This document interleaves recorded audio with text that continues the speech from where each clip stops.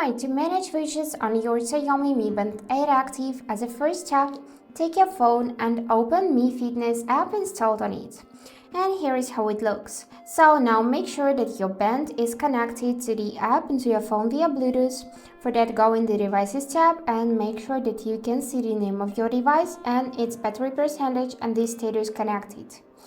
So after this tab, you will need to go in the System tab, select the widgets, and now you can reorder them, you can add some widgets and delete some. For example, to reorder, you will need to just press those lines and drag it up like that, or you can drag it down just wherever you like. To add a widget, you will need to simply tap on the plus. For example, I would like to add heart rate and blood oxygen measurements. And that is how it looks now. So the music will go first, weather second, third, and blood oxygen fourth. And reorder, just as I said before, drag it up like that. Also, you can delete some of the widgets just by tapping on the minus, and now it's gone.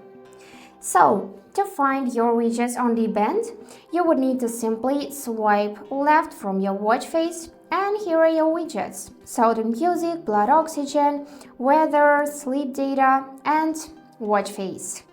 So that's it how it works. I hope this video was helpful and thank you for watching.